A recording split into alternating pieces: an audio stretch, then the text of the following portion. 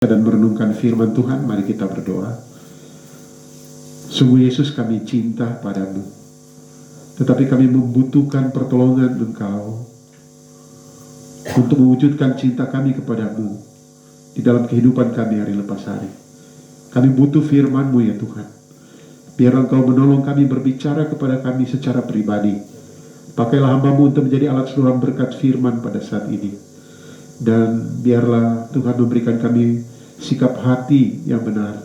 Roh Kudus tolong kami memiliki sikap hati yang benar, belajar firman untuk melakukannya, supaya kami hidup dalam berkat-berkat firman-Mu. Terima kasih Tuhan, berfirmanlah, kami siap mendengar dalam nama Tuhan Yesus. Amin. Terima kasih untuk pemimpin pujian dan para singers. Kita membuka di dalam Injil Matius pasal 24. Injil Matius pasal 24 ayat 36 sampai ayat 44. Injil Matius pasal 24 ayat 36 sampai ayat 44. Demikianlah firman Tuhan, kita lihat baik-baik. Matius 24 ayat 36 sampai 44. Tetapi tentang hari dan saat itu tidak seorang pun yang tahu, malaikat-malaikat di sorga tidak, dan anak pun tidak, hanya Bapa sendiri. Sebab sebagaimana halnya pada zaman Nuh, demikian pula halnya kelak pada kedatangan anak manusia. Sebab sebagaimana mereka pada zaman sebelum air bah itu makan dan minum, kawin dan mengawinkan, sampai kepada hari Nuh masuk ke dalam bahtera. Dan mereka tidak tahu akan sesuatu sebelum air bah itu datang dan melenyapkan mereka semua. Demikian pula lah halnya kelak pada kedatangan anak manusia. Pada waktu itu, kalau ada dua orang di ladang, yang seorang akan dibawa dan yang lain akan ditinggalkan. Kalau ada dua orang perempuan sedang memutar batu kilangan, yang seorang akan dibawa dan yang lain akan ditinggalkan. Karena itu berjaga-jagalah, sebab kamu tidak tahu pada hari mana Tuhanmu datang. Ayat 43. Tetapi ketahuilah ini, jika tuan rumah tahu pada waktu mana pada malam hari pencuri akan datang, sudahlah pasti ia berjaga-jaga dan tidak akan membiarkan rumahnya dibongkar. Sebab itu hendaklah kamu juga siap sedia, karena anak manusia datang pada saat yang tidak kamu duga. Demikian jauh pembacaan firman Tuhan. Yang berbahagia adalah mereka yang mendengarkan firman Tuhan dan yang melakukannya dalam hidup mereka hari lepas hari. Bapak, Ibu, saudara-saudara yang saya kasihi di dalam Tuhan Yesus Kristus, sebenarnya dalam kehidupan kita ada banyak hal-hal yang mengejutkan yang bisa tiba-tiba datang dalam kehidupan kita, yang kita tidak sangka, yang kita tidak duga. Kenapa kok terjadi? Hal-hal itu misalnya berhubungan dengan kematian. Wah, tadi malam saya berbicara dengan dia, tapi tiba-tiba saya dengar dia sudah meninggal. Kok bisa ya? Ya bisa. Itu karena kematian itu tidak diberitahu dulu, kok mau mati ini, jadi siap-siap. Tidak. Tragedi atau bencana, semua tidak mengharapkan, tapi tiba-tiba itu datang. Makanya kalau kita dengar ada orang yang tiba-tiba tertimpa tanah longsor, ya. Tiba-tiba ada air bah atau tsunami atau banjir besar datang, atau ada malapetaka apa, kecelakaan dalam perjalanan. Kemarin kita baru bicara-bicara, itu sesuatu yang tidak kita duga. Saudara-saudara, hal-hal yang saya sampaikan tadi adalah datang secara tiba-tiba dan sangat mengejutkan. Saya membaca dalam sebuah buku tulisan dan anekdot dari seorang penginjil, almarhum pendeta D.L. Moody. Nah, dia cerita di buku itu, ada seorang laki-laki yang masih muda. Dia membuat perjanjian dengan kematian. Perjanjiannya, kematian kalau mau datang pada dirinya harus kasih tahu dulu. Itu perjanjiannya, mesti kasih tahu. Jadi kalau saya mau mati, kematian kok kasih tahu kok mau mati. Besok kah, lusa kah. Kemudian perjanjian itu disetujui oleh kematian, setujui. Kematian tidak boleh datang tanpa memberitahu. Kemudian tiba-tiba kematian itu datang. Wah, orang itu protes. Tidak bisa, kita sudah perjanjian lalu, tidak boleh kau datang tanpa memberitahu dulu. Kemudian kematian beritahu begini, saya sudah memberikan peringatan, lama peringatan itu. Coba lihat, rambutmu mulai kelabu, gigimu mulai copot, kulitmu mulai agak keriput. Itu kan tanda-tanda, toh? Nah, saudara-saudara, ini cuma cerita perhubungan atau anekdot, itu cerita lucu. Tetapi sebenarnya itu real, nyata dalam kehidupan kita hari lepas hari.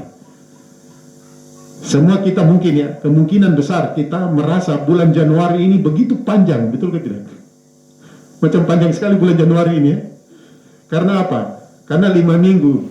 Sehingga PNS secara khusus tunggu lama sekali tanggal 1. Besok tanggal 1. Saudara-saudara, tetapi setelah Februari, Maret, April, dia rasa cepat sekali. Artinya waktu terus berjalan. Saudara-saudara, kematian pasti datang menjemput setiap kita. Atau seandainya kita panjang umur dan hidup sampai kedatangan Kristus kedua kali, penghakiman menantikan kita. Del Moody mengatakan ada 3 hal yang pasti, yaitu hidup, mati, dan kemudian penghakiman atau dihakimi. Hidup, lahir hidup, mati, dan dihakimi. Ini pasti. Sama dengan Ibrani 9 ayat 27 mengatakan bahwa sama seperti manusia ditetapkan untuk mati 1 kali saja, sesudah itu dihakimi. Bapak Ibu Saudara, begitu pula berkaitan dengan kedatangan Kristus yang kedua kali, itu sangat mengejutkan. Sehingga kita harus siap sedia, kita harus waspada, siap sedia, nanti akan saya bahas. Sehingga tema khotbah saya pada saat ini adalah menyambut kedatangan Kristus kedua kali. Kenapa saya angkat teks ini? Karena kita lihat situasi sekarang ini, ajaran sesat mulai luar biasa. Ada keanehan-keanehan. Ini Kalimantan belum pernah ada gempa bumi, tapi kemarin gempa bumi di Kalimantan. Sehingga headline atau berita-berita dituliskan pertama kali Kalimantan ada gempa bumi. Saudara-saudara, kita tidak bicara tentang itu. Nah, berhubungan dengan kedatangan Kristus kedua kali, apakah yang harus kita perbuat? Oleh karena kita tidak tahu kapan Tuhan Yesus datang, sama dengan kecelakaan, kematian, bencana, dan lain sebagainya, kita tidak tahu kapan itu terjadi. Demikian juga dengan kedatangan Kristus. Apa yang harus kita lakukan? Karena ini sesuatu misteri. Apa yang harus kita lakukan? Saudara-saudara, dalam pembacaan kita ada 3 hal yang harus diperhatikan. Menyambut hal-hal yang mengejutkan. Menyambut kedatangan Tuhan Yesus yang kedua kali. Mari kita lihat pertama ayat 38 sampai ayat 39. Yang pertama, untuk menyambut kedatangan Kristus kedua kali, kita harus sadar. Harus sadar. Saudara-saudara yang saya kasih Tuhan, ayat 38 sampai ayat 39, di sini ditegaskan seperti ini. Sebab sebagaimana mereka pada zaman sebelum air bah itu makan dan minum, kawin dan mengawinkan sampai kepada hari Nuh masuk ke dalam bahtera, dan mereka tidak tahu akan sesuatu sebelum air bah itu datang dan melenyapkan mereka semua. Demikian pula halnya kelak pada kedatangan Anak Manusia. Sadar, artinya apa? Kedatangan Kristus kedua kali itu pasti, dan kita harus sadar. Sadar itu artinya tetap menjalankan kehidupan secara wajar, tetapi harus sadar. Contohnya pada waktu itu dikatakan pada zaman Nuh, mereka makan, minum, kawin, mengawinkan, artinya hidup normal. Jangan kita sudah dengar, wah Yesus sudah mau datang, baru kita tinggal datang di gereja, berdoa, puasa, berdoa, lapar. Waktu lapar mau ambil makan di mana? Tidak ada. Terpaksa minta-minta. Itu kejadian kalau kita membaca surat 1 Tesalonika. Di Tesalonika ada orang-orang yang begini. Yesus sudah mau datang, mereka menanti kedatangan Kristus, tinggal beribadah terus dan lupa bahwa mereka hidup memerlukan makan. Dan akhirnya mereka ada mungkin yang minta-minta, sehingga Paulus mengatakan orang yang tidak bekerja tidak boleh makan. Dan dia membahas tentang kedatangan Yesus di 1 Tesalonika berkaitan dengan menyambut kedatangan Kristus. Itu bukan berarti berdoa, membaca Alkitab, ibadah, dan tidak menjalankan hidup secara normal. Tetap menjalankan hidup secara normal seperti biasa, tapi harus sadar sewaktu-waktu Tuhan panggil kita. Dikatakan di sini ada orang di ladang, satu diambil, satu tinggal pada bagian-bagian lain. Ada orang sedang memutar batu kilangan, ini biasanya mutar batu kilangan itu antara ibu dan anak. Satu diambil, satu ditinggalkan. Nah memang bagian ini, firman Tuhan ini ada berbagai pendapat, kapan terjadinya. Ada yang mengatakan terjadinya sebelum gereja diangkat, tapi ada yang mengatakan terjadinya setelah ada masa penderitaan yang besar, penderitaan yang berat, kemudian masuk pada bagian ini. Tapi saya akan lihat prinsip-prinsipnya saja. Sadar berarti menjalankan kehidupan secara wajar, tetapi harus sadar. Sadar bahwa hal-hal yang mengerikan bisa datang secara tiba-tiba dan mengejutkan. Sehingga kita harus hidup mendisiplin diri. Seperti pandemi virus corona ini, tidak ada yang menyangka sampai sudah mau 1 tahun. Ya, toh? Kalau hitung dari awal di Wuhan, itu sudah 1 tahun lebih. Dan sekarang ada berita lagi, ada virus, apalagi ada mutasi dan lain sebagainya dari virus ini. Sehingga ada orang-orang terlalu ketakutan dan akhirnya tidak bikin apa-apa. Dan kita harus bikin sesuatu karena kita masih hidup. Kita harus jadi berkat bagi orang di sekitar kita. Kita harus melakukan apa yang menjadi tugas tanggung jawab kita. Memang ini penuh tantangan. Yang sekolah harus belajar internet baik-baik. Kemudian, saya tidak punya ini, tidak punya itu. Memang ini perjuangan. Saudara-saudara, ketika kita menyadari bahwa hal-hal yang mengerikan bisa datang secara tiba-tiba dan mengejutkan, maka kita perlu untuk hidup mendisiplin diri kita, terutama berkaitan dengan kehidupan rohani kita. Ada banyak ajaran-ajaran sesat, jangan buka sembarang di YouTube dan ini bagus. Nah ketika lihat seperti itu, mungkin tanya dulu gembala, coba telepon Pak Gembala, ini bagaimana ini? Video ini bagaimana? Saya akan dengan senang hati membuka dan mengecek. Makanya sekarang gencar-gencarnya saya, ini kita rekam tiap khotbah dan kemudian dibagi di YouTube. Dan saya coba berpikir lagi mungkin nanti di-share di Facebook. Malah kalau jaringan bagus di sini kita akan pakai Facebook supaya kebenaran firman Tuhan, Alkitabiah yang betul-betul pengertian Alkitab itu harus disampaikan. Karena ada banyak ajaran-ajaran sesat dan aneh-aneh. Saudara-saudara yang saya kasih Tuhan. Yang ketiga, sadar itu berarti bertobat. Ketika ada hal mengejutkan itu datang, sudah buat salah tapi ya biasa-biasa saja, tidak mau bertobat. Nah saudara-saudara, nasihat Paulus dalam 1 Tesalonika pasal 5 ayat 6-8 kita lihat. 1 Tesalonika pasal 5 ayat 6-8, apa yang dimaksudkan sadar? Ayat 6 saya baca. Sebab itu baiklah jangan kita tidur seperti orang-orang lain, tetapi berjaga-jaga dan sadar. Sebab mereka yang tidur waktu malam, dan mereka yang mabuk waktu malam.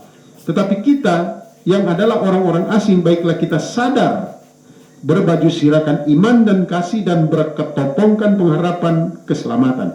Itu artinya dikontraskan antara sadar dan mabuk. Itu berarti berkaitan dengan apa? Penguasaan diri, pengendilan diri, disiplin diri, karena ada banyak pergumulan, ada banyak persoalan, tantangan dan lain sebagainya. Saudara-saudara yang saya kasih Tuhan, jangan tidur tapi sadar, karena kita orang asing di dunia ini. Kita harus sadar, ini dunia bukan tempat kita, ini cuma sementara saja. Kalau orang Jawa bilang mau mampir ngombe, cuma mampir minum saja. Dalam perjalanan kita mampir minum saja. Ini singkat kok. Saya sudah umur 55 tahun sekarang. Singkat kok, saya sudah umur 70 tahun sekarang. Ya singkat, karena setelah itu hidup selama-lamanya di 2 tempat, surga atau neraka, pilihan kita. Saudara-saudara, itu yang pertama. Menyambut kedatangan Kristus kedua kali atau hal-hal yang mengejutkan, kita harus sadar. Sadar itu berarti hidup yang wajar, normal, sambil kita tetap sadar bahwa hal-hal yang mengerikan bisa saja terjadi. Ya, makanya hati-hati. Dalam kehidupan praktis juga itu harus hati-hati. Apapun yang kita kerjakan sekarang mengandung resiko. Apapun. Resiko itu bisa bangkrut, resiko itu bisa luka. Saya hampir tiap kali mengurus ternak di belakang, ini luka, tangan ini penuh dengan luka. Makanya saya main-main dengan Gita, kadang-kadang kita masih kuliah. Bapak bukan cuma keringat dan darah untuk membiayai kuliahmu. Betul Pak? Yang kedua, ayat 40-42. Menyambut kedatangan Kristus bukan hanya sadar, tetapi kita berjaga-jaga. Ayat 40-42 dengan tegas dikatakan seperti ini. Pada waktu itu kalau ada orang di ladang, yang seorang akan dibawa, yang lain akan ditinggalkan. Kalau ada orang perempuan sedang memutar batu kilangan, yang seorang akan dibawa dan yang lain akan ditinggalkan. Karena itu berjaga-jagalah, sebab kamu tidak tahu pada hari mana Tuhanmu datang. Jadi peristiwa ini atau pengajaran Yesus ini terjadi pada waktu murid-murid dan Yesus masuk ke Yerusalem, dan mereka melihat ada bait Allah yang bagus sekali. Nah, bait Allah ini bukan bait Allah buatan Salomo, bukan, tapi ini sudah Herodes punya. Salomo punya luar biasa indah, tapi dibangun lagi karena ada runtuh dulu di zaman Perjanjian Lama, diserang dan bait Allah buatan Salomo ini hancur. Kemudian dibangun lagi oleh Herodes. Itu indah sekali bait Allah, dan mereka merasa bangga. Mereka bangga dengan bait Allah itu, menjadi kebanggaan orang-orang Yahudi, orang-orang Israel. Dan mereka waktu jalan mereka bilang ke Yesus, "Guru, coba lihat itu."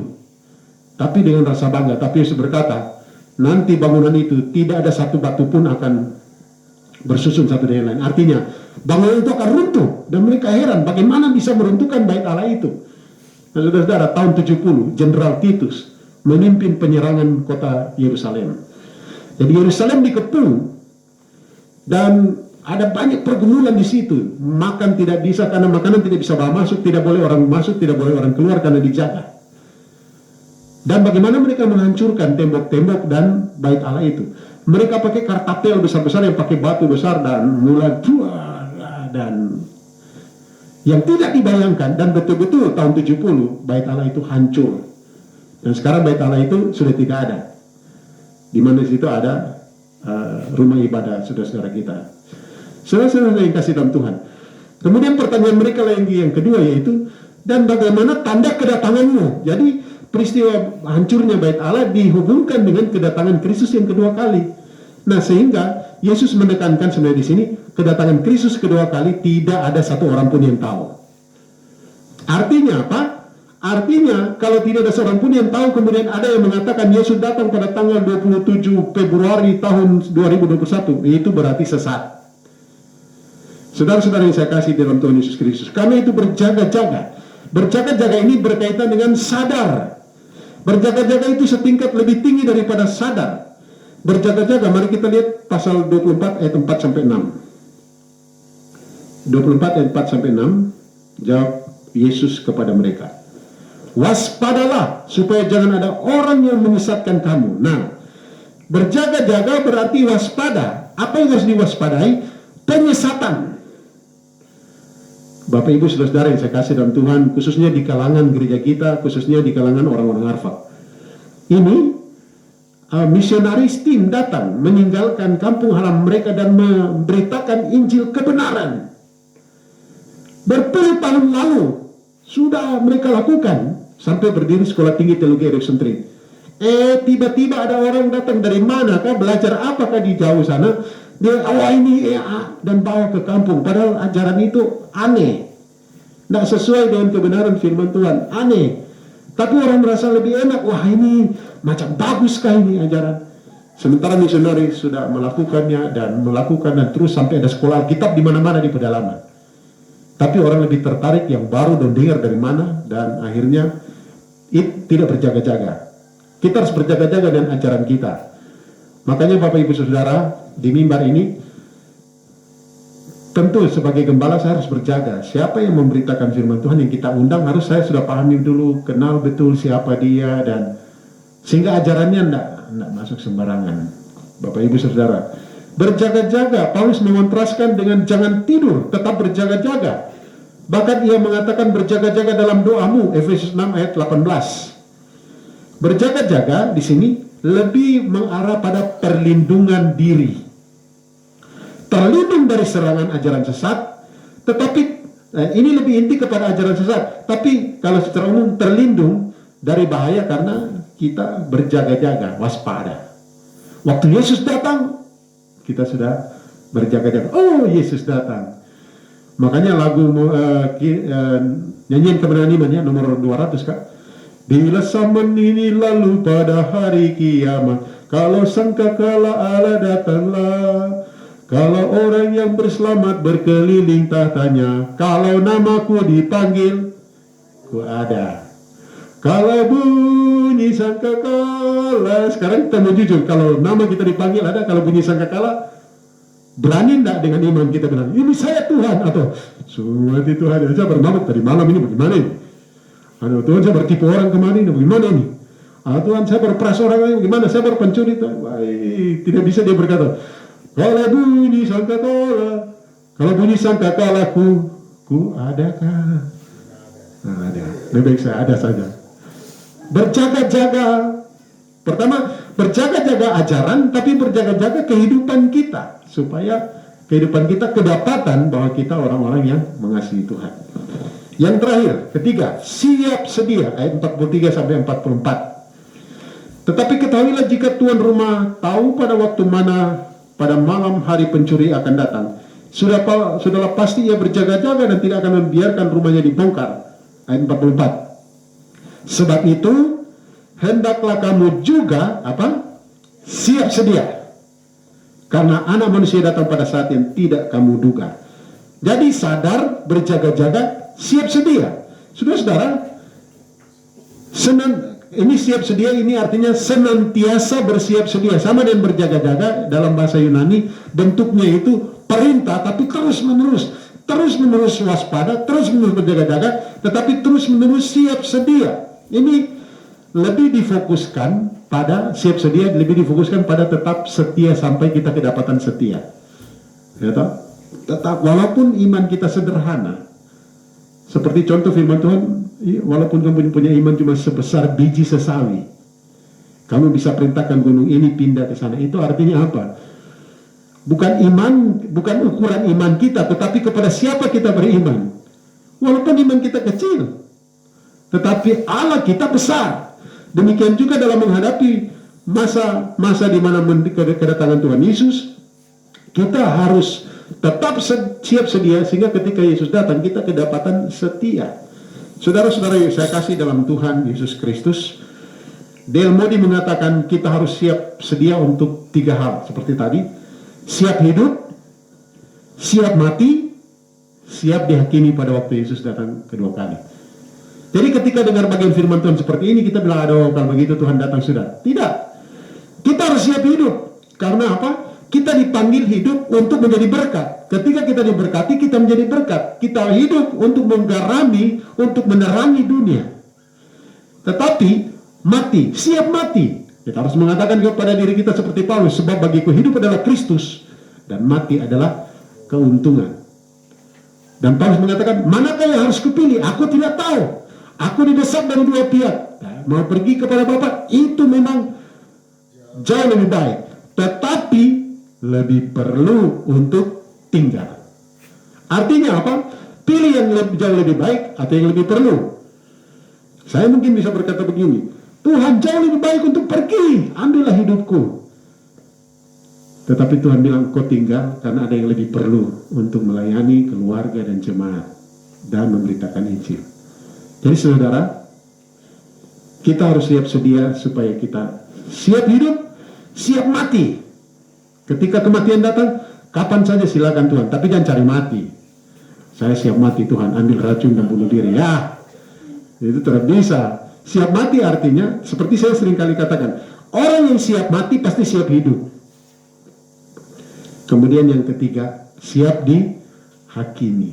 Kalau Yesus datang, apakah kita sudah siap dihakimi? Aduh, bagaimana? Saya siap hidup, saya siap mati, tapi kalau dihakimi, saudara, kita telah dibeli dan harganya telah lunas dibayar. Dibeli dengan apa? Darah Yesus. Kita hanya beriman saja, tapi saya masih jatuh bangun. Ya, itu sesuatu yang normal, yang wajar, karena ada peperangan dalam kehidupan kita, sehingga kalau kita jatuh, bangkit lagi. Ketika kita terprosok dalam dosa, bangkit lagi. Tapi jangan main-main, jangan jatuh di lubang yang sama. Aduh, saya terprosok lagi, jatuh, oh Tuhan ampunilah saya. Kemudian ada lubang lagi, ini main-main ke apa ini? Itu berarti tidak bertobat sungguh-sungguh. Kiranya Tuhan akan menolong kita. Saudara-saudara yang saya kasih dalam Tuhan Yesus Kristus, menyambut kedatangan Kristus kedua kali, cuma 3 hal yang harus kita lakukan. Pertama apa? Sadar. Sadar itu artinya jalani hidup secara normal, secara biasa. Kerja ya kerja, belajar ya belajar, kuliah ya kuliah. Kemudian dengan demikian kita harus sadar bahwa sewaktu-waktu peristiwa yang mengerikan itu bisa datang, sehingga kita sudah siap. Sewaktu-waktu Tuhan datang juga kita sudah siap. Yang kedua apa? berjaga-jaga. Berjaga-jaga artinya waspada terhadap ajaran-ajaran sesat, waspada dengan diri kita sendiri supaya tidak terjerumus di dalam dosa. Dan yang ketiga, siap sedia fokus kepada setia sampai Tuhan datang kembali. Kiranya Tuhan berkati sekalian, mari kita berdoa. Terima kasih Bapa, kami bersyukur untuk kesempatan yang Kau beri bagi kami belajar dari firman-Mu. Tuhan tolong kami sehingga kami bisa menjalani hari-hari hidup kami dengan berkemenangan. Memang kami merindukan kedatangan-Mu yang kedua kali secepat-cepatnya. Tetapi mampukan kami untuk tetap hidup dan menjadi berkat. Mampukan kami dalam kehidupan kami untuk mengasihi sesama, menjadi terang dan garam. Dan biarlah Tuhan tolong kami memiliki sikap hati yang benar, siap untuk mati, karena kematian adalah keuntungan. Tuhan pakai kami, sebelum kami mati, kami menjadi berkat bagi orang sekitar kami. Tapi dengan kasih setia Tuhan, kami bersyukur ketika Engkau datang sebagai hakim yang adil. Terima kasih karena Engkau telah menebus kami dari salah dosa kami. Tapi hamba berdoa bagi mereka yang belum mengenal Engkau secara pribadi. Tentunya sebelum mereka mati, kami berdoa, kami merindukan supaya mereka bisa mengenal Engkau sebagai Tuhan dan Juru Selamat pribadi. Terima kasih Bapa untuk firman-Mu. Dalam nama Tuhan Yesus kami bersyukur. Amin.